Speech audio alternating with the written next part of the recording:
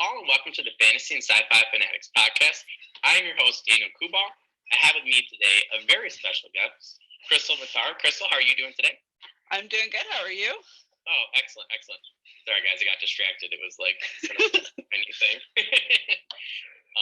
So, like we talked before we started recording, for that first question, what has your writing journey been like up until this point? Yeah, it's been a long journey. Recently, my grandmother gave me some pictures that she had of me when I was, single digit age, like maybe 8 or 9 or so.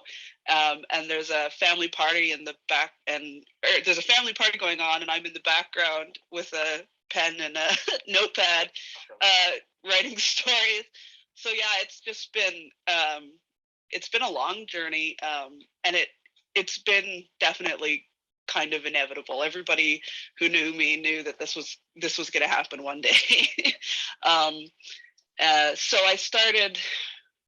I think I can safely say my first love was fantasy, and I came up in the '90s when there was a lot of really good stuff out. But then I kind of wandered away and ended up in thrillers and mysteries and historical fiction and like just all kinds of stuff. So my writing journey and my reading journey has been all over the place. But then I just got this idea and it wouldn't let go of me. I think my biggest problem before was finishing projects, and this one wouldn't let me quit. Like I had to keep coming back. So I started a draft, I guess 5 or 6 years ago, or maybe more like 6 or 7 years ago now. It's been out for a year. So, and I had to tell this story, and it had to be Tashué, my favorite character. And it grew so much bigger and more ambitious than anything I thought I was capable of. And, but that means that it took a really long time. So it wasn't, I'm used to writing quick and dirty and just getting stuff out, but these stories I had to stop and think about quite a lot and revise even more. So the writing journey has been a many layered beast, I'd say. And well over 20 years now, showing my age a little. Well, that's really cool.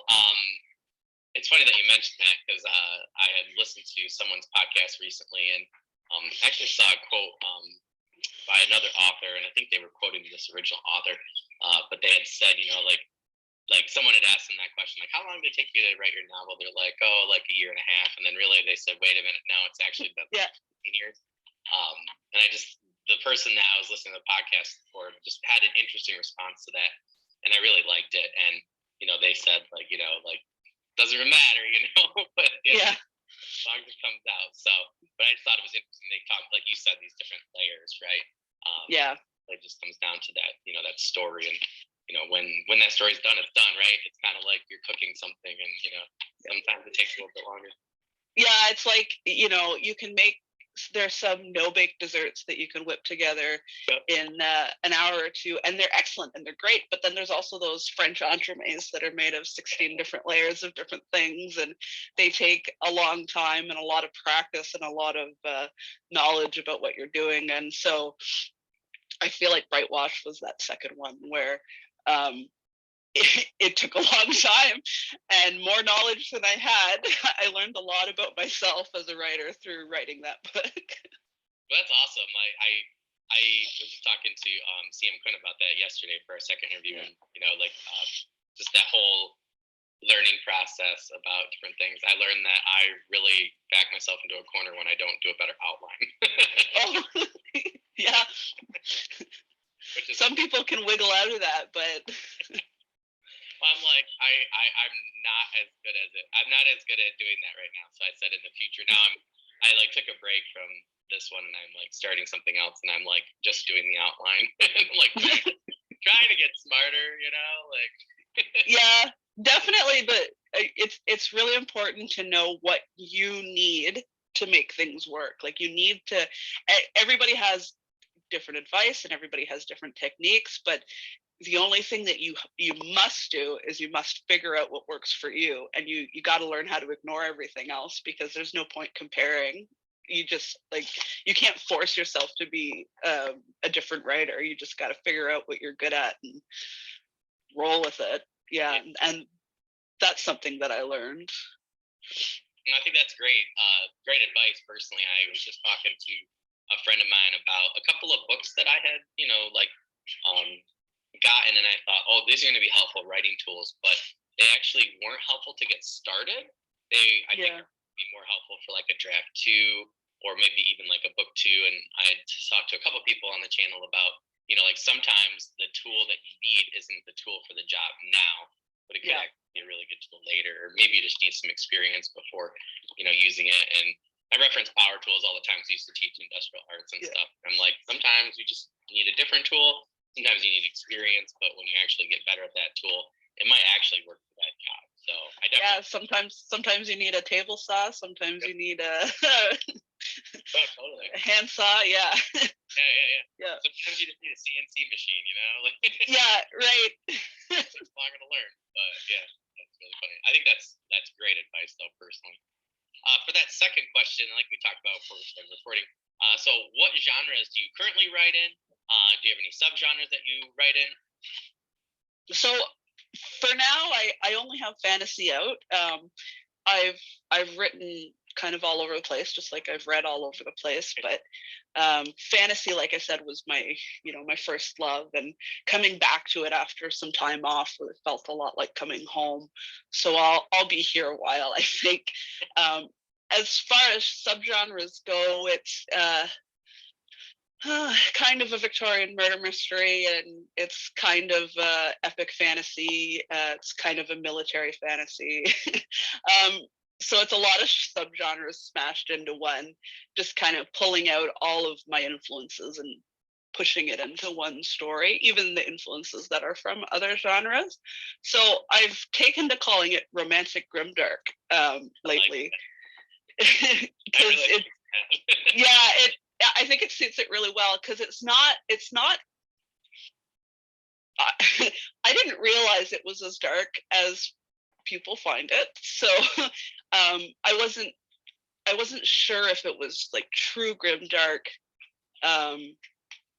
as I was, coming into the industry. But it is, it's heavy.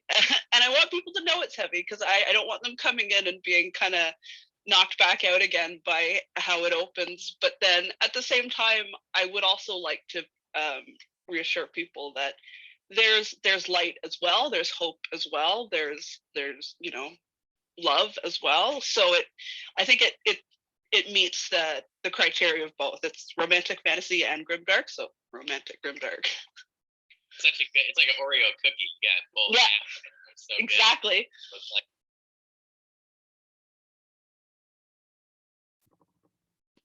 better. So that's really cool. Yeah, I just wanted to mention that first of all, because like I said, I listened to you on the Wizard Words podcast, and I love when you're talking about your world and everything, and and the guys like Mike were talking about a few things when it came to your world building, and I was just like, oh, that's super cool. I'm a history teacher, so I love anytime somebody brings in a different era for fantasy, and not just the typical middle age is in fantasy. Like, just give me something at least a little bit different. So that sparked my interest, and I know I've talked. Oh, that's good to know. Yeah, I've talked to a lot of other people, and they feel the same way. And I think that with your book, and there's a lot of people, particularly female authors within the last year, who've had that type of I don't know if you'd say genre, but that type of setting for fantasy. Yeah. Where I think it does. It changes your subgenre quite a bit, and I think it ends up being more interesting, at least for me, being somebody that likes that era, because I get to see, what you do with it, with the fantasy elements, and it just, again, like you said, right, you're using the worlds that you've known, as a reader and a writer. So to me, that just makes it a lot more interesting. So super, super cool. Yeah, the Victorian era is fun to write about, because it's just historical enough that it feels different. Yeah. And their values are sometimes a little bit weird. So it's a little bit whimsical and a little bit fabulous, but it's also close enough to us that it begins to feel more familiar. And I find it's easier to ground myself in 150 years ago rather than 550 years ago. So it's a fun one to play with, where ever so slightly closer to things that we remember, and yet still totally off the rails somehow. So yeah, it's nice to know that people are interested to jump into that era with me. Yeah, I like how you mentioned that though, because I do agree with you, first of all, because that's how I feel about urban fantasy, particularly writing urban fantasy, because I actually like the same thing you just said. Like, I actually like to go back. I actually have like a Roman military like fantasy I'm doing with like zombies. Okay. Cool. Yeah. Right. Talk about smashing subgenres. Cameron Johnson has just been like, with the Maleficent 7, has just been like just like a hero of mine. Because I'm like, you have somebody that took these two ideas and put them together, and I was like, I want to do something like Malazan Book of the Fallen, where you get the the camaraderie and everything, but then I like the historical context. And I don't like the new research that they did on the Lost Legion. They said that it was a paperwork error, and that like one of the greatest mysteries was the clerical error in the Roman Empire. So I'm going to add something to it. But I just think that it's cool what you said though, is like, you are taking, even if you do take, like something like Victorian or even like urban fantasy, I think that that's why a lot of people like it, because you do take, you're taking a world that but then you're adding different layers to it, and you're adding some fantastical elements or different creatures or beings or something like that. And I think that's why I personally, seeing your book, over the last year and a half, on social media, everything, and people talk about it, and how many people I know that have read it, I think that's what has drawn a lot of people to it personally. It's just like you said, is that you're going back a ways, but not too far, where it's it's not that different, but it's different enough where adding those fantastical elements to it, I think, was a perfect idea. So I think I'm delighted to know that it's making such a big impression. I wasn't really expecting it. Like, I've seen you, Sam Quinn, your two books, like hers was like The Girl of Ash and Shadow.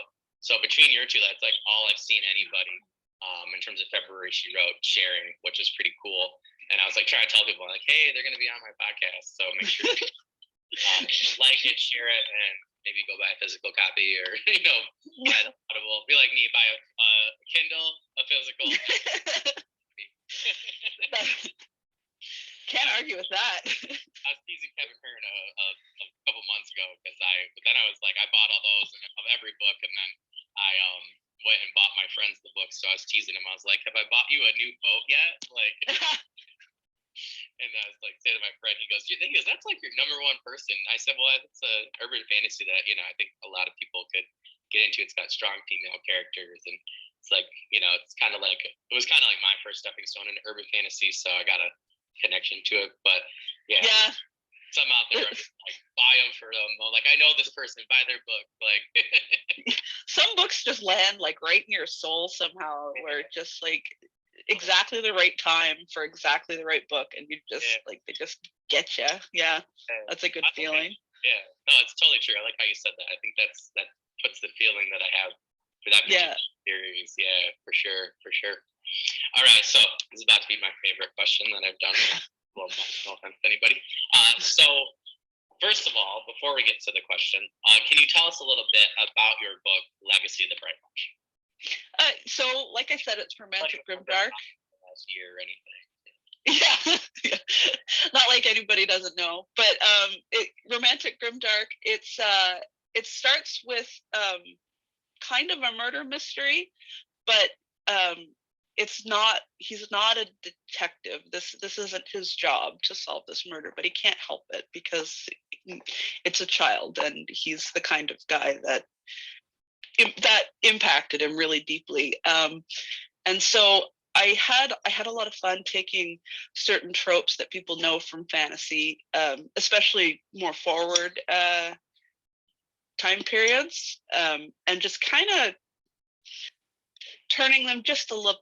So Tashué is the grizzled old veteran character and drinks too much whiskey and smokes too much stuff. And but he's also he's a father, and it's a big part of his personality, and it's a big part of everything that drives him, just being a parent and trying to make the right choices in a society that hasn't set him up for good choices.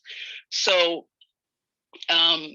he's trying to solve, the murder of this child, but he's also trying to come to terms with his participation in a society that is predatory towards people who use magic.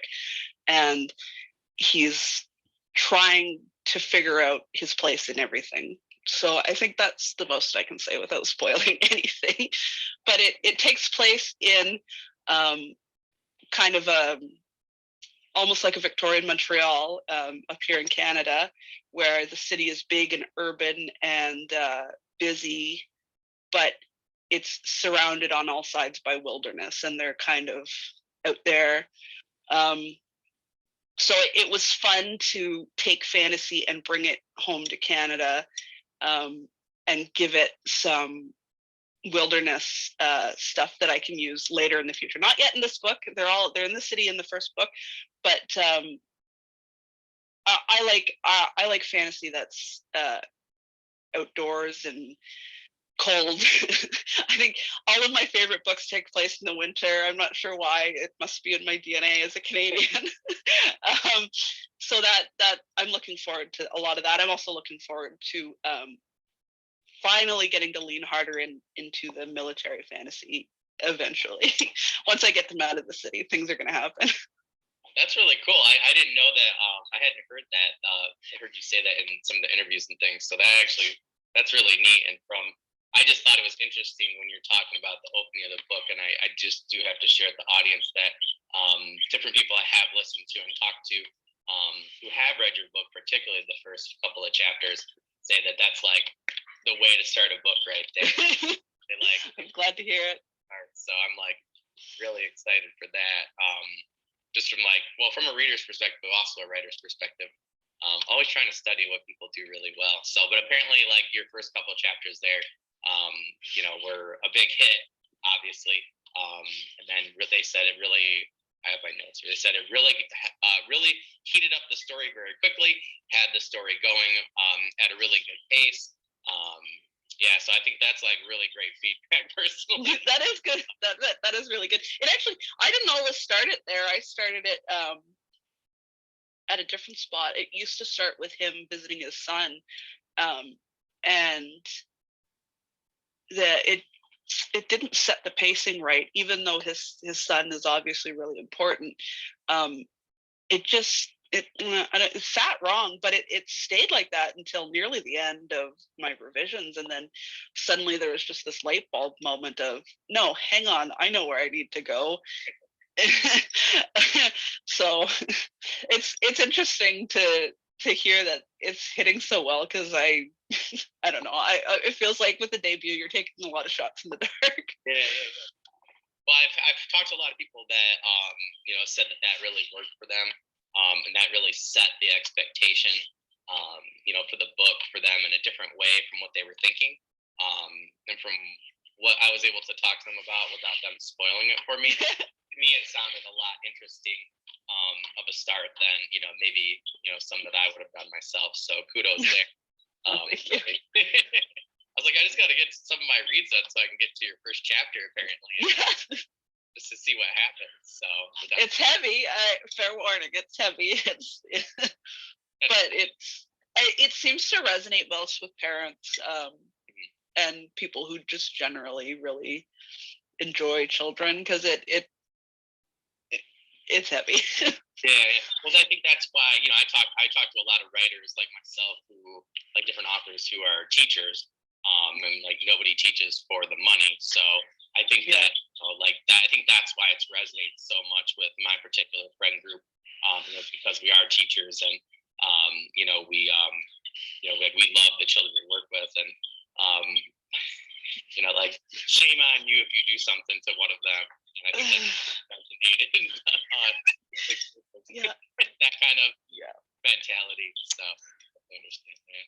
My friend, she was reading your book. She's like, "Yeah, I'm a mama bear." She's like, "I just latched on to that character with that kind of protective instinct." So the book centers on two parents, and I don't think I could have done it any other way. I think it was always going to be like that, because it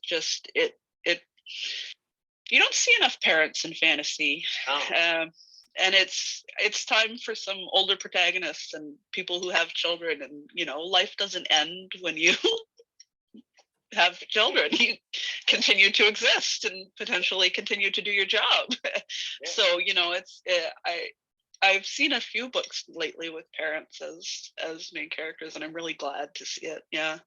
It is you do bring up a really good point that I do want to mention, that I do agree with you. It is an untapped market, and you talk about the amount of stories, characterization, the different themes that people resonate with. I mean, I think you hit on something really good there. And, I hadn't thought of that before this interview, but, you saying that, I mean, I guarantee you that's why, a lot of parents, that I know have also the books resonated with, so I definitely think you're right there. I think that's an untapped market, particularly fantasy and sci-fi. So.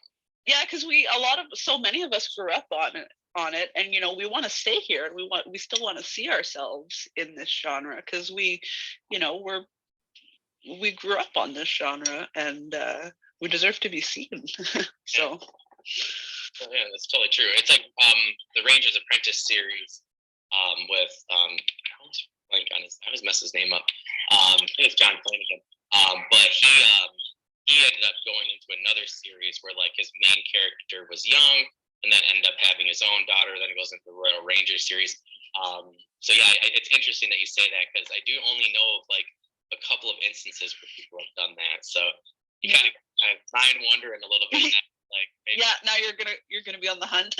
Because I do, I'm older now. Like we're trying to have a baby, and I have 3 nephews now. 2 of them are under 1. And it's like just little. You know what I mean? It's a different right. It's a different part of my life, and it's a different part for your fantasy characters as well. Yeah, it's interesting that I've never thought of that before. It just blew my mind there. So you're welcome. That's what I'm here for. But it gets you thinking about characterization in a totally different way, and then I think it also makes what other relationships or characterization do we have in our everyday life that is not present, and that would make a really interesting story, like like the parents you have in yours. So I think that's something great for people to think about. Super cool. Third question. So I'm really interested in this one. What sort of approach did you take in writing Legacy of the Brightwash? Like, how do you come up with that type of idea? So it's going to be a long answer. So I've been writing about my main character Tashué for about I think 19 years now, so well over half of my life.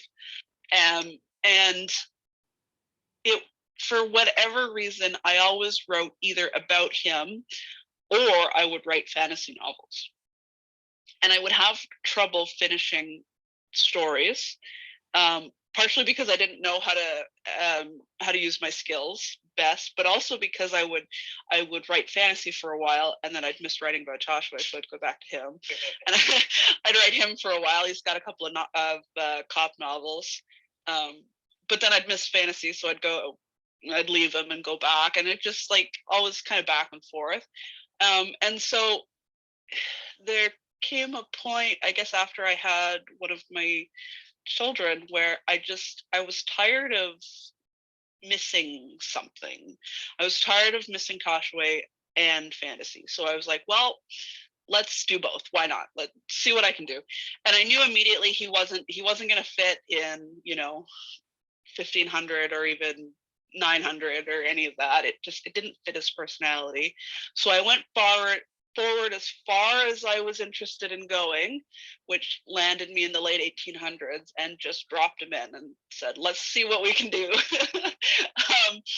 And so his last novel was he was an ex-homicide detective chasing a serial killer. It was very tropey and it was very bad, but I loved him.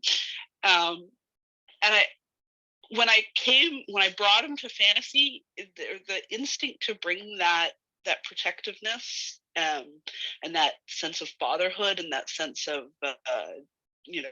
protecting the innocent came too.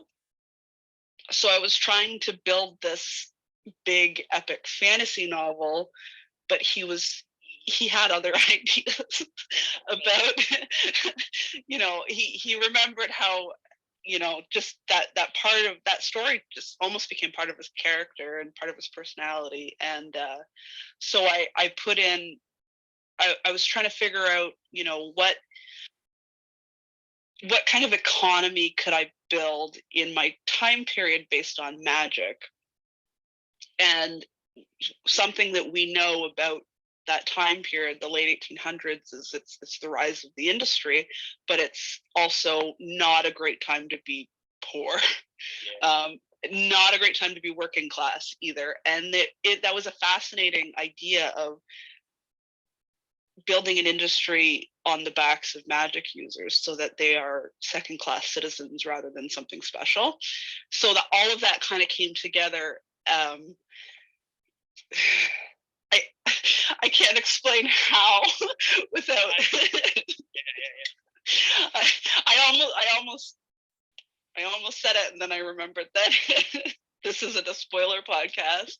But it all came together, and then I wanted to write about a city that I was familiar with instead of jumping across the pond, and I wanted to bring in some things that inspired me, like the Canadian wilderness and just the way we built cities, and just so it became an exercise in writing about all of the genres that I like to read, with Victorian historical fiction, cop thrillers, political thrillers, and fantasy. So my approach was just, if I'm going to make a career out of this, I'm going to do it all. And I don't think I realized how hard that was going to be, balancing it all. And but it's really good to see that people are resonating with that balance. Most of the time it's working for people, and that's really exciting, because I think I don't think I would have done that if I had already published before, because now that I'm published, I know how challenging it is to sell between genres. But before I wasn't published, and I had no idea how much of a risk I was taking. And I don't know that I would have taken that risk if I had known, but fortunately I took the risk and it's paying off. So it's funny, when you don't know what you don't know, you do crazy things, and then maybe it works out. Like you're playing with the house's money because you don't know any better. So you're just exactly. Yeah, but it worked out. So I'll keep going, I guess. Yeah. It's funny. I think it's funny that you did mention that, because I do think that, I've heard that quite a bit recently with people who had said the same thing, with their first release, and they're like, oh, well, it was gutsy, but it worked. Yeah. Like, I don't know, maybe that's the way to go, like. Yeah, well, I think people respect passion, and people respect big gambles, and if it works for them, then they really it makes it more memorable when they can tell a writer really believed in what they were doing. Well, I think another thing too, like, I definitely agree with you. To build off that, I just think that, from talking to people who have read your book, I think that they're like me, where like I'd like think of like a nice way to put it for other authors, but like maybe some of us need a little bit more out of our fantasy than, like I was saying, like your typical, like I'll still read, classics or whatever, your typical European fantasy or whatever, but I just think that now, like, especially like with your setting, like it just sounds so much more interesting. You know, I obviously like I teach history and stuff, and I bring a lot of that into my own writing, you know, to try and show, you know, different struggles of people, stuff like that. And I do like that, you know, when you're talking about making, you know, the magic users second-class citizens. It seemed like it's a simple idea, but it's really not when you think of it from a writing standpoint. Like that is such a big piece of world building that's like just such a great idea. And I just think that some of us really that resonates with more because we just want more out of our fantasy. You know, we love the you know what I mean? Like it's like we just want more from it now. And the fact that you put so much into it, you know, with different elements and structures, you know, like I have been thinking of something similar. I love mysteries. You know, I think it'd be cool to do like a fire elementalist who solved CSI crimes in a fantasy setting somewhere. Yeah, see, like I would read that because I agree. I agree. I love the genre. But it's really interesting to see people take it from different angles and just kind of breathe a little bit more of themselves into it, where, you know, it is a really amazing place to be as far as the genre go, because you can do almost anything. Like you're limited only by your imagination, and your imagination can expand. You can research and, you know, pick up all kinds of different things and really go places. So yeah, I'll agree that I've never known if it was just because I also read outside the genre, you know, like I read Dennis Lehane for years, and he's a private eye type. And so when I come to fantasy, I kind of want it all. Like I want, so I just did it all when I was writing it, and I'm glad it's turning out. Well, you look at, you know, like I like look at you or Fonda Lee, you know, when you know, like Josiah Bancroft is another one. Yeah, exactly. Yes, exactly. And I just see it, especially the last few years, I see fantasy changing. And I was just talking to a buddy of mine about this, a writing friend, and we were so excited to see, you know, books like yourself where we're like, see, like, because I actually think that what it does is it sparks, I know it sparks my imagination, you know, and it really makes you, you know, not that we're, I don't know if you saw like last year where everybody was saying like in the indie community, like, are we friends or enemies, you know, like, are we competitors? And I'm like, well, I consider everybody my friends. Like, absolutely. Yeah, that one. I feel like you learn a lot about the people around you when conversations like that come up, because it's like, I thought we were all friends too, and all the people that I've been around are like, we're not competition. And so I was like, yeah, I found the right people. This is perfect. It was so funny because I was like, I was talking to I think it's Mallory. Yeah, Mallory Coon and I were talking about it in our first podcast together, our first interview. We were like, we saw it at the same time back in the summer, and we were talking about it on Twitter. And then we talked about it in our interview, her early fall, and we were like, what? Like we had no. But it's funny but it does though. You know, like. I don't consider like you or anybody like competition. I just consider like I just want everybody's books to be read, and I want to read everybody's books. But generally, you know, generally people can read a hell of a lot faster than any of us can write. So like, and so when we all lean on each other, there's a lot of bleed, and I do notice that where there tends to be a lot of bleed between me and my friend circle, where, you know, someone will come in and read one of our books and then kind of like connect the dots around the circle and read one from all of us, and then go off and find some other friend circle. So it's like, yeah, absolutely. The rising tide, how does it go? The rising tide floats all ships, I think. That's what. Yeah. Well, that's why I'm saying, like, you know, you take a book like yours, you know, and the ideas here, and I just think that it really just makes everybody, everybody for the genre, you know. And I had a couple people where they were like, well, blah blah blah, and I'm like, no, I'm like, the fact that you have a more complex story idea and you're taking elements from different genres. I said, first of all, it is fantasy. I said, you know, like I was talking to Diane Dotson about this too, you know, because she's got like Heliopause, like her book Woman I just ordered, and it's a science fiction setting, but she has fantastical elements and characters. Oh, cool. Like Star Wars, and it's not hard sci-fi, but and I'm like, man, as a science fiction, wannabe writer someday, I'm like, that, like, her ideas were like astounding to me and mind blowing, and it really makes me, not that we're competition, but it makes me like feel like, okay, it's like we're all on the same team, like athletics team, and I see you, you guys are running fast, and I'm like, well, I can't be the slow one, I have to, and I think it really does, like, there's certain books like yours that really raise the genre up, and I've had quite a few people where I've talked to about your book, and that's what they've said, is it really sets a different standard for what what readers are expecting. But I definitely think you're one of the new wave, I would say, within the last couple of years that really shifts what fantasy is about, because again, your setting even really makes, I've talked to several authors within the last month or two who have, referenced Legacy of the Brightwash and talked about your setting. And, I just think it makes it better for everybody, because again, it really makes you think like, okay, am I just doing something that's atypical, or do I take some chances and actually give people a really good story? So I just helps everybody out. Yeah, I know. I feel like my only competition is myself, and it's like when I see other people come up with really good ideas, it's like, yeah, I wanna do something like that, and I want it to be better than anything else I've done before. So it's like, I'll definitely.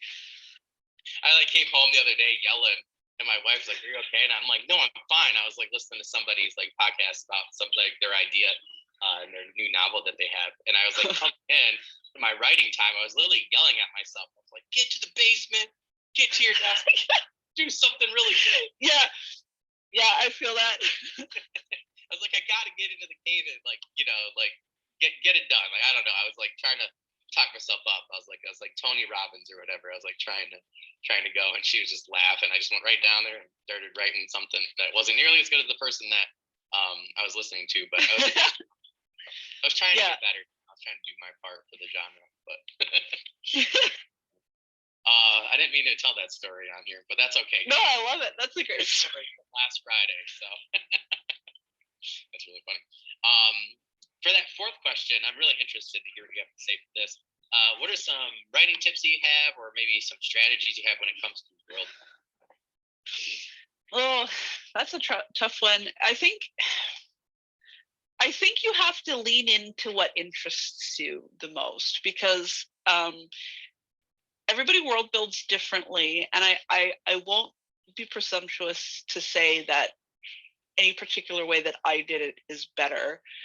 I think the way to get the best out of your own writing is to lean into the things that interest you the most and explore those things as much as possible, with research and with your own writing experiments, and just kind of find a balance of how the world affects how the characters can move through it, because that way it feels relevant that way. Like you can write pages upon pages about the economy of your world, but it matters in the sense that those possibilities and those limitations are going to directly impact the people you have in the story, and it's potentially going to impact the direction of the story.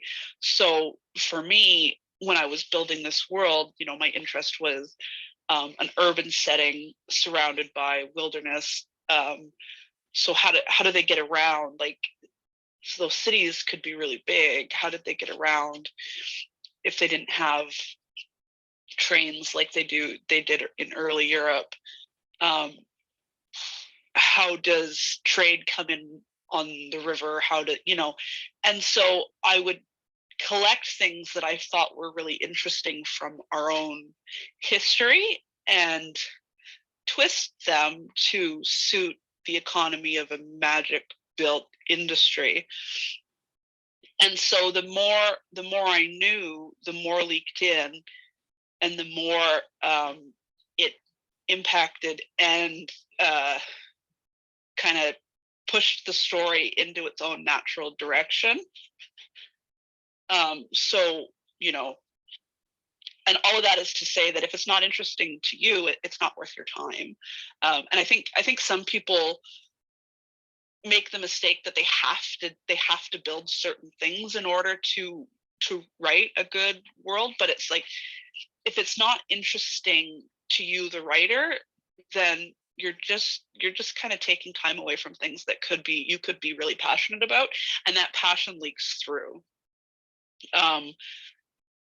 Yeah. So I think there's no hard and fast rule of how it must be done, but passion will help a lot. And if you're not interested in what you're building, then build something else, because we don't need to know everything about the world. But if you know what's most interesting to you, it comes through in the writing, and it comes through in the story, and then it feels essential, and it feels really interesting. Yeah.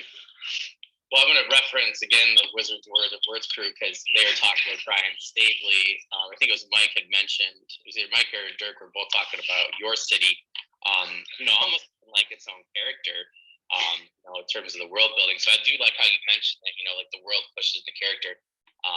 But I do know it was interesting because I had never considered that before. But yeah, they had referenced, you know, your main setting for this book, and then Brian's for Skullport, I think it was. So yeah, so if anybody has a second, check those two out. As a part 1 and part 2 is really good. But yeah, they referenced your book a lot. I think it was in the first interview. Yeah, Yale's Mirror became just because I was just so interested in how the economy and the growing industry and where the wealth sits in the city, or not in the city, in the country, in the nation. So they're close to the nation's capital, but in some ways they have more power because they have more industry, and you know, so it just my history geek kind of fell through. And I was just really interested in the setting, and also the weather, because like I said, I really like books that take place in the winter. And so then there was a lot of thought experiments of, well, how are they heating if there's no gas? How are they lighting their houses? It's dark at like 3:00 in the afternoon at this latitude. So what are they doing? There's no they haven't invested in electricity yet because they have all these magic users that they can depend on. So it came out of a lot of why are they doing it this way? Why didn't they do it this way? And how? And so asking myself those questions built the city in my head, and so it made it more natural once they had to interact with it. And then referencing writing about your interests, I love cooking, and I love food, and I love food in fantasy. And so a lot of my questions had to do with, how is this train wreck of a human keeping himself alive when I know for a fact he does not cook? So what is available to him? And you know, at that time it was really hard to get safe water to drink. So what are they drinking? Well, the answer is a lot of beer. And so I got my own hashtag of Brightwash and booze, because there's so much beer in the book that when people read it, they want to have beer too. So it's just asking yourself why, and if the answer is interesting, keep at it, you know, keep going. I think that's how I ended up where I was. That's really cool. I like how you mentioned food, like Warbreaker with Brandon Sanderson. I never had considered like food or restaurants, but he like had written his in a certain way, and like they had to figure out like how he got his ice for like their smoothies. Yeah. It was so interesting, and I was like, I want to hear more about the restaurants. And he wrote them differently than your typical inns and stuff, so it was very cool. So I definitely think food is everybody loves food, or should. Yeah, that's a great world building tool that I don't think a lot of people still really really use or really think about. So I think that's and if it's something that interests you, it's such a great way to build your reality, because unless you're writing a race that doesn't eat, everybody needs to eat every day, and knowing how they're getting it, and what's available, and who isn't getting enough, and how they handle that, and whether or not the government cares whether everyone's getting enough. Like there's a lot of world building just in food, if you're interested about it. If you're not interested about it, it's not worth because it's a lot of effort. It's funny that you said that. Like, there's this really good book that somebody had just written last year, where it was like the power of food within society, and they actually did talk a lot about like the power struggle with different classes with food and like its availability and stuff. I'm totally blanking on what it was called, but my wife was reading it for a little bit, and I had a couple excerpts from it. It was really good. So I definitely think some good resources out there for food in particular. So I definitely agree. Yeah. It is funny that you mentioned that though, like, in terms of like races that don't eat or something like that. And I had talked to a buddy of mine. So just as a for instance for world building, like I like elves, but I don't like your atypical elves. So I like things that are changed. So I had taken them where it was like I gave them chloroplast skin and made them half a plant. So that's really cool. Yeah, right. And it came from like this conversation that I had overheard on someone else's podcast for world building, and I thought, oh well, that's like a simple change. So you don't really have to explain too much, right? But it does explain some things, right? They don't have to sleep, which is your atypical, So I kind of took a lot of those things, that were atypical, but now they're different and they're explained in a very simple way. They're attuned to nature because they're half plant. They don't have to eat. Just different things, and I do think that people sometimes, I know I overcomplicate world building. Well, so you lean into the things that interest you, and you lean in, and you can stay with it as long as you want, like so long as it's bringing you joy, like why not? But then when you start letting it meet the plot, it is good to trim it back and lay it in gently and let people kind of come to it with you. But if it interested you that much, I honestly think that it's good to play to your strengths. Somebody that I know is writing a story where the world is built, it's populated by like mushroom beings, so they're sentient, like I'm not even sure how to describe it, but they're just sentient mushrooms. And so he's leaning into it so hard, and it's so cool. I've never seen anything like it. And the things that we know about how mushroom mycology communicates and interacts right now, it's made a really cool magic system. I think I've only read a bit of it so far, but and you can tell he's loving it. You can see the passion in it. And I think it's going to be an amazing book once he gets it all together. So, there is always the danger of overcomplicating, but generally, if it's blended smoothly into the premise of the story, like if those things are important to how the story is going, you can lay it on really thick and just build it out and let it really live and breathe. And so, yeah, I'm all for people leaning into their strengths and their passions. I think that's really great advice. I hadn't really considered that, but I think that's where I have been able to write more recently because I've been more. I think that's just perfect writing. Yeah, and like if you're enjoying it, you're more likely to get through the dry spells and the hard steps. Like if you are excited to sit down and solve these problems, then you're more likely to finish it and get it to revised and edited and get through all the setbacks and get through all the times where life doesn't seem to want to let you get, but so yeah, I'm all for people leaning into their passions. And the great thing about passion is, okay, Logan, that's enough. Sorry. We love familiars on the show at any time. Yeah. He's trying trying to eat my hand though, so it's not great.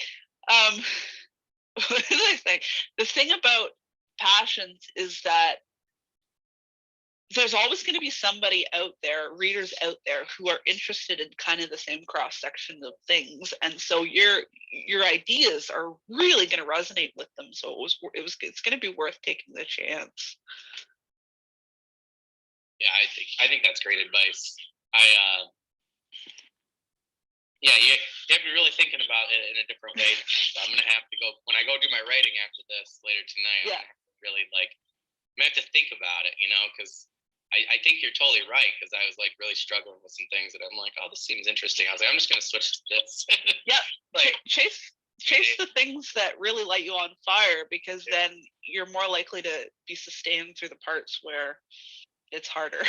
Because it's not easy, this thing that we do. Yeah. So if we're not loving it. Yeah, like you're literally taking. I was just talking to somebody about this, like on the podcast. Like you're taking something that does not exist, right? Yeah. And literally creating an entire world in your head, and then you're putting it on paper to make it make sense to everybody. Yeah, and it's hard. It's really hard, and it's scary, and it's risky, and you run up against things that undercut your confidence. But if you created something that you really believe in, it sees you through those dark moments where you're not sure and you don't know if you can keep going. So. Yeah, no, I totally agree with that. That's an excellent point. For that fifth one, what is one writing tool or strategy that you have found to be valuable? As far as a tool goes, I do really like Scrivener. I'm on Team Scrivener. Represent. I think, especially because I write big books, and I don't necessarily know the order of things until I'm like, so the ability to just see all my scenes at a glance and move scenes, like anybody who knows, moving a scene or a chapter in Word is a nightmare. So for that and for my style, I really like Scrivener, but I don't think it's something that's necessary unless you need some of those things. So like people can do great stuff on Word if they write pretty well. What am I trying to say? Chronologically, like if they're able to go point A, point B, point C, and just write through, then whatever works for you. But for me, and trying to figure these big long timelines out, and I like Scrivener a lot. And then as far as strategy goes, what I learned in Brightwash is that revision. Yeah, I wrote what turned out to be possibly a series of 4 books in a really, really bare and messy first draft, to a point where it's almost an outline. Like it really blurs the lines between whether or not it's a draft or an outline, because some scenes are just a couple of words of this needs to happen here, and then I'd keep going. But you can't fix something that's not finished, and so it's okay if you're lost and muddled, and just finish it, and then you can fix it. You can go back and you can revise. And so that's what I learned about my skills specifically, that it's like I can just like throw stuff at the page, and if I can get to the end, then I can go back and figure it out and make it make sense eventually. But it takes a lot of revising, but it gives me permission to take big chances and big risks, because I know if I put it in and it doesn't work, I can take it out. But I would rather do that than be afraid of taking the chance. So you can't fix a draft that isn't finished, but you can revise one, or you can revise a pile of crap. So yeah, which is again why Scrivener is the tool for me, because my drafts are a mess. I also know that feeling. Yeah, sometimes I don't even know what I'm trying to say in a book until like the second or third pass, because it's like, these big giant worlds and these big giant plots, there still has to be like a through line, like just something that the book is trying to say. And for this second one, I've only just figured out what this book is trying to say, and I've been working on it for a year and a half.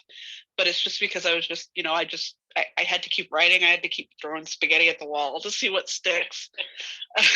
And now I know what the book's going to say, so I can finish it. I definitely understand that feeling.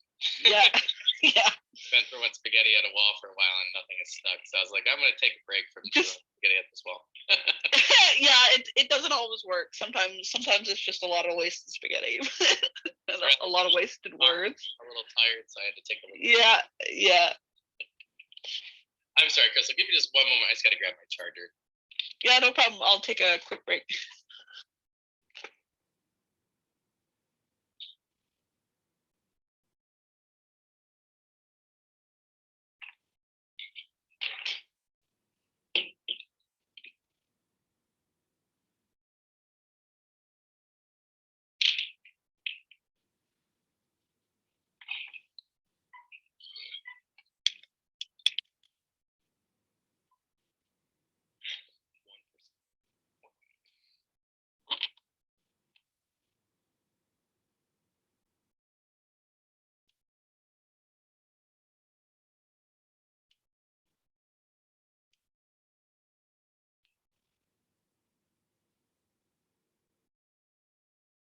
I don't know what's up. I don't know if my laptop. I think I told you before we started. It like started to whirl yesterday in a really weird way. Okay. Like, scary sounds are scary. I think what I'm gonna actually have to do tonight is take all my Scrivener stuff, and I don't already have moved, and move the rest of it. Yeah. Your laptop's giving you a warning, which is nice because they don't always give you a warning. Well, now my battery's like, I had a full battery before we started. It should be lasting at least like 2 hours, at the very least. And it's like, it was like 1%. And I'm like, what are you talking about? I'm like, you were just at like 50, like 20 minutes ago. Like, like at the very least. So, but yeah. Yeah, he's getting ready to die on you. Yeah, so I'm like, so I'm gonna have to talk to him about that. Yeah, I like the spaghetti thing. Because like, I like the imagery because you are literally like trying to get things and see what stayed, what needs to be gone. So I think that's just like that's a great message. Yeah,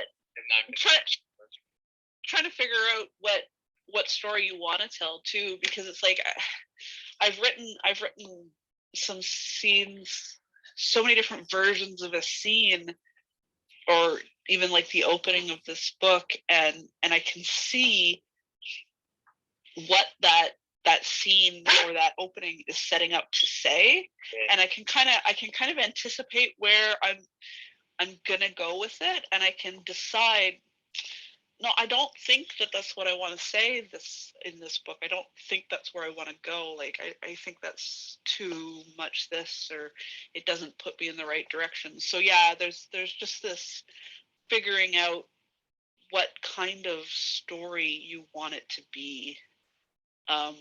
But usually for me, I don't know that until after I've written a bunch of stuff, which means that my cut folder, my cut scenes folder is very full by the end of a book, because I just try something, and it's better just to try it and to be wrong than to not try it and miss a really good opportunity, because I can see the progression of my own creative mind, where I try a couple of things, and then from that I'm able to turn some light bulbs on.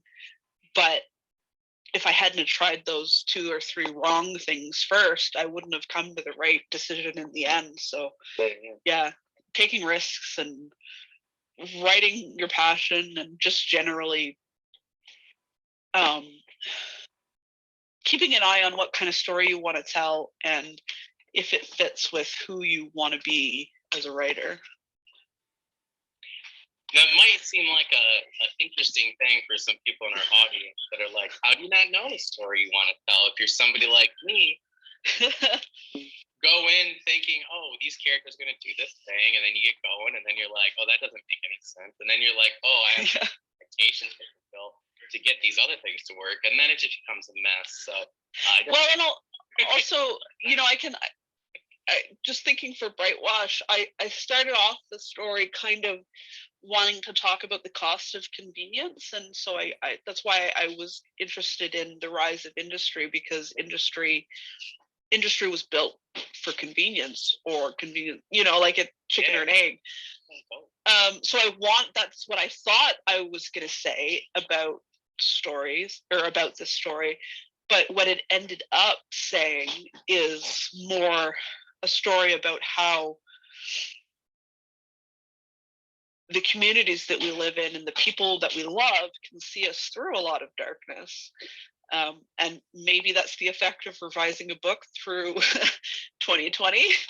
But it doesn't say, I mean, the theme of convenience is still there, but it got kind of upstaged by the theme of love and hanging on and hope, even though it seems like there's nothing to hope for a while.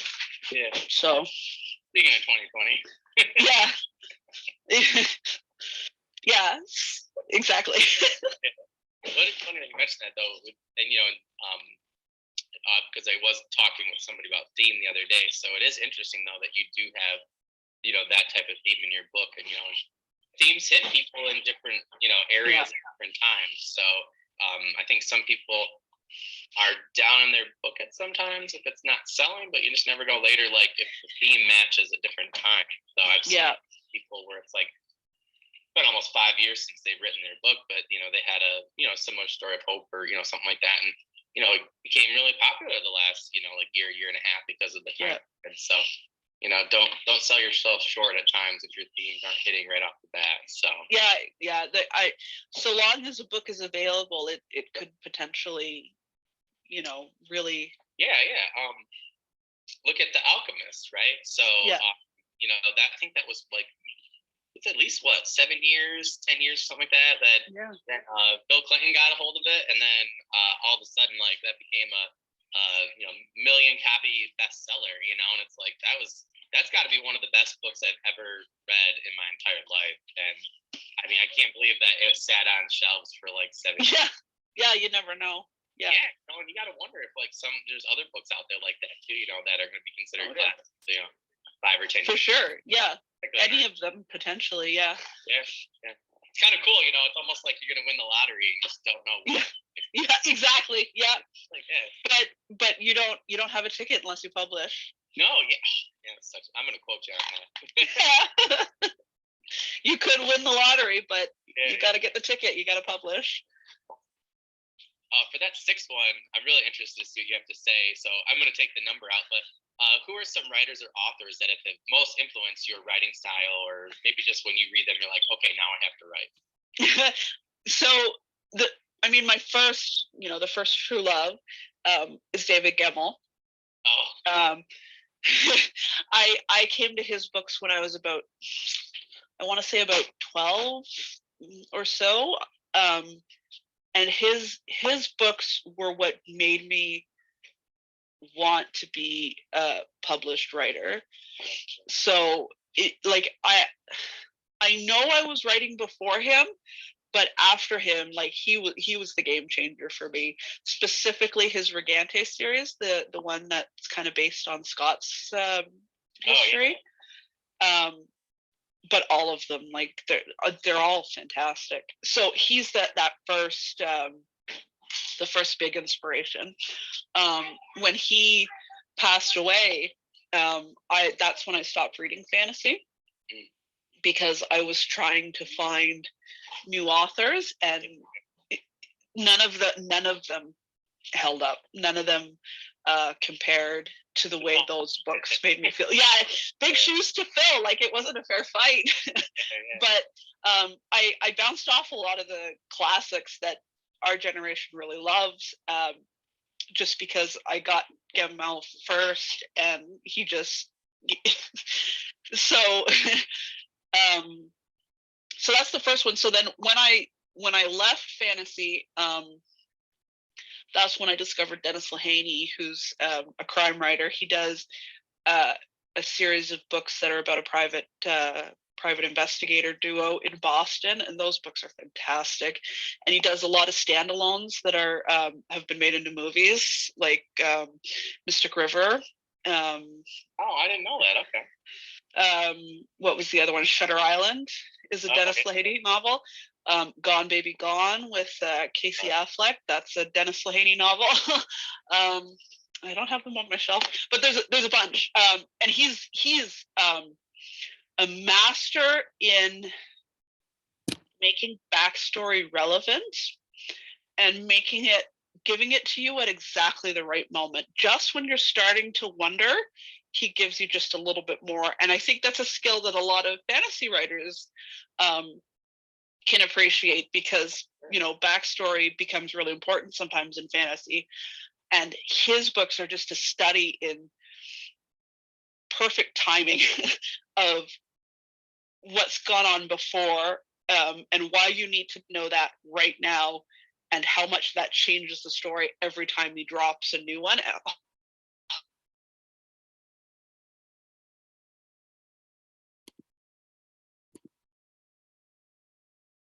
Okay. All right. So then I gotta remember where I was.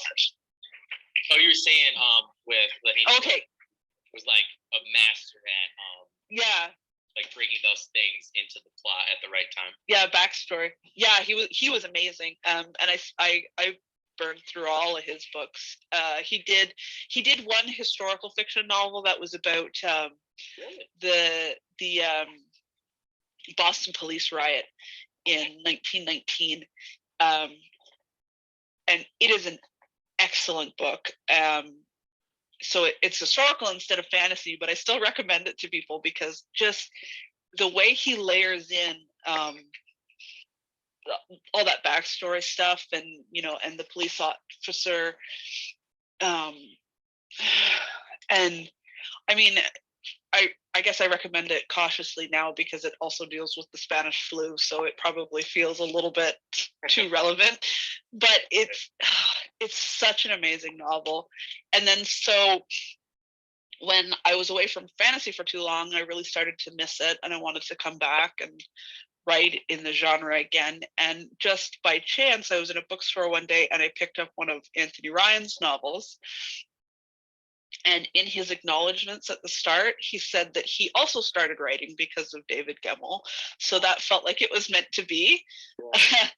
And so those novels got me back into the genre after being away. And then getting onto Twitter got me into indie fantasy. And I can't possibly keep up with how amazing the scene is right now. But I have to shout out to Angela Board, who was probably one of my earliest beta reads. So I read Fortune's Fool while she was editing it. And I learned so much about what I wanted to be as a writer from reading her book, and then reading it again once it was published. And now I'll read anything she gives me. I don't care.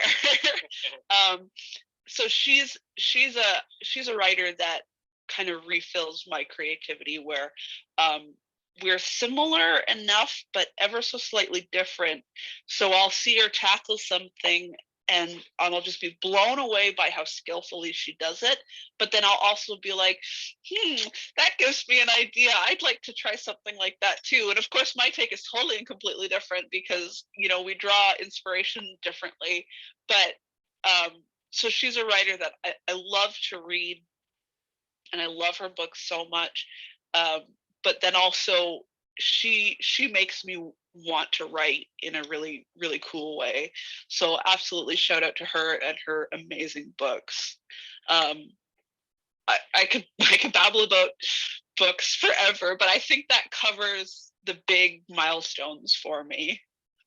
That's awesome. It's funny that you said David, because like Sean Crow talked a lot about him, and Sean and I had an interview earlier in October, and I was like, oh yeah, like I probably like the next day went and bought like 5 or 6 of Gamel's books, and I'm about to get to them. I'm on indie right now, but in February. But yeah, like what I read of Legend, the first like couple of chapters, I was like, okay, I got to get back to this. I shouldn't have started it because then I like knew I was gonna have to come back to it, but I just wanted to see what the fuss was about, and I was like, okay, I have quite a few of those set for my summer reads. Just to kind of propel me in the summer and like a rocket. So trying to strategically place him. He's a neat writer to track his growth through his career. He was quite prolific. I think he's got about 30 or so fantasy novels out. And Legend was published in the 80s, and he was publishing up until 2006, I think, is when he passed away. And it's just incredible to watch him shift his focus. But then at the same time, the themes that he writes about stay through, and the sort of characters that he writes kind of stays through his whole career. But just his skills just absolutely grow at an exponential arc. So Legend is an excellent place to start, and then in my opinion, it just gets better and better from there as he goes on. So he's a really good writer. So I'm always happy to hear people picking him up. Well, I was like, I can't do this. I was like, I had some friends that I was like trying to get on for our YouTube channel, for blurbs and stuff like that and reviews. And I was like trying to get them out of the way, and like I'm trying to enjoy them. But I was like, well, if I do this now, I was like, it's gonna be hard, And I was like, I'm gonna wait a little bit. But yeah, like I read the first 2 chapters, and I was like, oh, this is definitely my type of fantasy. So I was glad that Sean Crow referenced him on our podcast, because he's one too. Was like, oh, he really got me to write. And I think it's like, so you're like one of 5 that have said like that was like their first love. So he's not quite as well known as some of the big classics that we people talk about so much, but the people that know seem to like really know. Yeah, no, that's really cool. For that last one there, do you have any news, updates, promos, any current projects that you can talk about? I know that's something you can't talk about now. Yeah, well, I mean, I'm working on the sequel. So Legacy of Brick and Bone is what's coming out next. It's going really well. People are asking, people are worried because Brightwash ends on kind of a cliffhanger.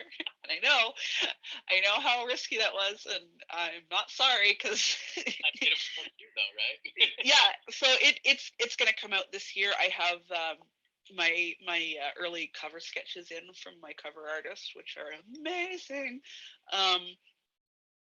And then I've got a lot of side projects that I'd like to continue exploring the Dominion with. So some standalone novels that'll hopefully be a little bit shorter. So it's just kind of a new, what am I trying to say? A new entry into the series. So people can take a chance on something a bit shorter, I think.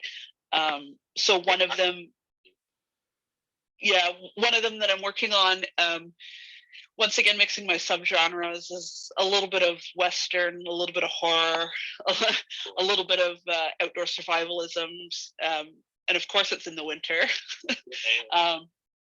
called Coyote. I'm looking forward to getting more time with that. And then another thing that I'm very excited about is the anthology that I was invited to participate in. It's called The Alchemy of Sorrow, and it's Virginia McLean's passion project. Oh, that's cool.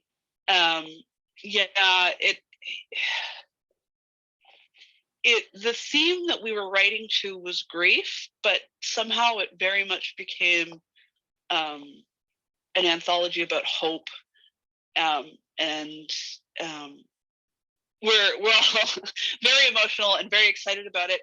And we have funded it 100% on Kickstarter, and now we're into the stretch goals.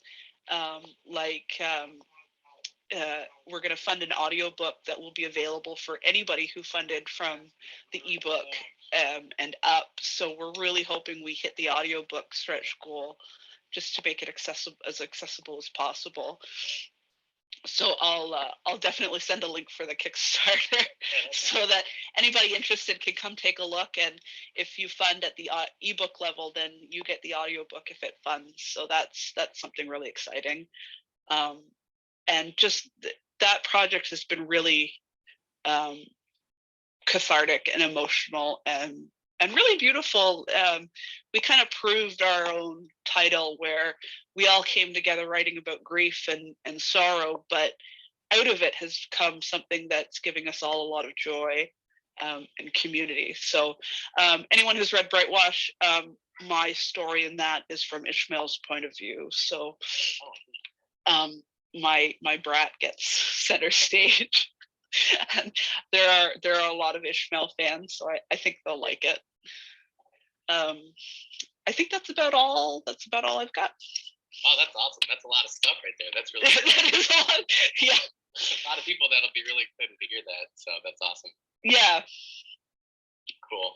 Well, Krystle, thank you so much. So you guys won't ever see any of it on the podcast or be listening to it, but Krystle and I had a lot of tech issues today. Yeah. Yeah.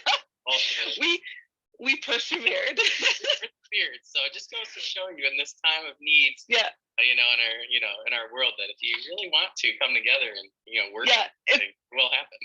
If you're passionate about something, you'll reconnect 16 times and make it happen. All right. Well, that's just awesome. Now we have a great story though, right, for our first podcast together. So yeah, it was very memorable. Yeah, they'll never forget. My tech guy, I'm gonna get done. I'm gonna call him next week, like I swear to God. Yeah. Well, again, though, Krystle, I really want to thank you for coming on. Thank you very much for inviting me. And everything. Want to have you on for a while, so I'm so glad we could get you on for February She Wrote. Those of you that are listening, please make sure you check out Krystle's socials. They will be in the description for if you're listening to it on RSS feed or Spotify. Also, it'll be in the description for the YouTube channel. You guys can also now go to our updated website. It's actually just my website, www.danacoolbaugh.com.